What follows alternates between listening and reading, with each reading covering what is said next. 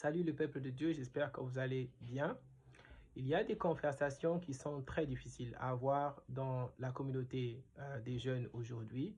Peut-être que c'est un message très difficile qu'un pasteur puisse passer à son assemblée, mais je pense que parfois Dieu utilise des amis dans certains contextes pour être capable de nous aider à prendre des décisions qui sont responsables par rapport au choix de notre vie. Dieu a souvent parlé de l'infidélité. Dans la Bible, c'est un thème très régulier. Il va parler de l'infidélité de Judas, il va parler de l'infidélité d'Israël. Et il a utilisé la relation maritale comme étant l'exemple de ta relation avec lui. Lorsque tu es infidèle à Dieu, c'est-à-dire que tu as donné ton corps à quelqu'un d'autre, à un autre Dieu, c'est-à-dire tu as créé une idole. Et parfois, Dieu va parler de la prostitution. La prostitution, le terme premier de la prostitution, ce n'est pas d'abord cette fille du quartier qui est mal habillée, c'est d'abord ta personne lorsque tu utilises le temple de Dieu un dimanche pour prier et tu te retrouves dans le temple de Baal le même vendredi en boîte de nuit. C'est le plus grand problème de Dieu avec la famille de Dieu aujourd'hui. Alors, Dieu n'a pas de problème avec des hommes qui ont des passions, qui aiment la musique, qui aiment se faire plaisir, mais il a un problème lorsque les choses qu'il a données sont utilisées hors de son contexte. Par exemple, la sexualité, c'est un cadeau de Dieu pour l'homme que seuls les couples mariés doivent en bénéficier. C'est comme ça que je ne recommande pas à beaucoup de couples chrétiens de jeûner sexuellement. Ça n'a aucun sens parce que tu es permis dans le contexte de ta relation de l'utiliser parce que lorsque tu étais païen ou que tu étais célibataire, tu devais passer ton temps à jeûner pour toute ta vie sans utiliser de relations sexuelles. Il n'était pas permis et tu étais déjà incapable de survivre ce genre de jeûne. Donc tu as eu une très grande phase de ta jeunesse dans laquelle Dieu s'attendait à ce que tu puisses lui donner comme jeûne principal ta sexualité et tu as échoué. Alors lorsque tu es dans le mariage, réduis la pression sur toi-même et utilise à bon escient ce que Dieu t'a béni avec. Le problème avec Dieu, c'est lorsqu'un homme utilise une bénédiction qu'il a donnée hors de son contexte. Si tu utilises le vin pour t'enivrer et causer du tort à d'autres personnes, Dieu en a un problème. Je ne suis pas vocal sur le vin et la boisson parce que la Bible est explicite que le vin a été recommandé dans la Bible. Les gens boivent du vin. L'ivresse est le problème de Dieu, mais le vin n'est pas le problème de Dieu. Donc ne tombez pas dans des extrémismes dans vos cultures de penser qu'il y a un péché à consommer quoi que ce soit.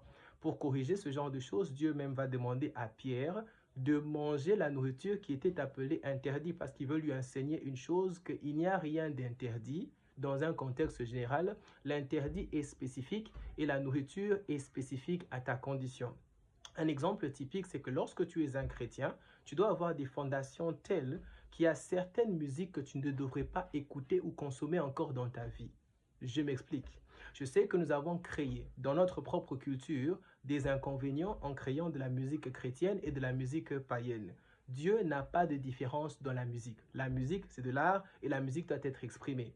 Ta responsabilité en tant que chrétien, lorsqu'une musique comme à tes oreilles, tu dois prendre la liberté d'étudier les paroles de la chanson pour être capable de connaître si les paroles de la chanson offensent la parole de Dieu. Si les paroles de la chanson sont neutres, c'est-à-dire qu'il n'y a aucune offense à la parole de Dieu, cette musique est acceptable. C'est comme ça qu'un chrétien peut aussi avoir une fête qui peut avoir de la musique diverse, mais le script de la musique est important. Souvent, le mari et la femme doivent se consulter pour se dire quel genre de chanson doit jouer à notre mariage et étudier objectivement cette musique de sorte qu'elle ne puisse pas gêner les autres ou mettre les autres qui ont refusé le temple de Baal mal à l'aise. Malheureusement, dans notre culture, il y a la culture de l'excellence n'est pas encouragée. Lorsqu'un enfant de Dieu marche avec la tendance de respecter Dieu dans ses préceptes, tu as des amis qui te voient servir à l'église, qui te voient intercéder à l'église, qui t'invitent expressement dans des endroits qui n'honorent pas l'Éternel. Et maintenant, tu es sur ce qu'on appelle sous pression. La pression, c'est quelque chose que cette culture exerce pour te forcer à faire quelque chose. Laisse-moi te dire la vérité. La pression ne peut pas te permettre de compromettre ta relation avec Dieu. Il y a une différence entre la pression et la force. Joseph était emmené en Égypte par force. il n'était pas sous pression, il était pris et emmené en Égypte. Dans ce contexte, Dieu te protège, Dieu va s'assurer de ta protection. Daniel ne s'est pas retrouvé à Babylone pour servir les Babyloniens de son propre vouloir. Il a été pris par force, délocalisé pour un environnement particulier et dans ce contexte, Dieu va t'aider.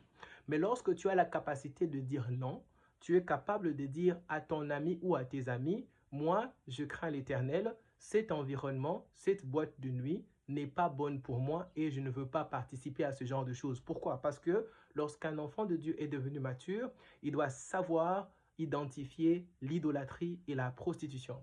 Tant que tu es un enfant de Dieu et que tu es encore en train de tergiverser entre ta vie de l'église et ta vie de la boîte de nuit, entre ta vie chrétienne et ta sexualité hors mariage, tu n'es pas encore capable d'honorer Dieu dans quoi que ce soit. Alors, lorsque la Bible te donne les 10 commandements et dit que tu ne dois pas commettre l'adultère, mon frère, tu as déjà commis l'adultère par vertu de ton incapacité de rester fidèle à ton Dieu.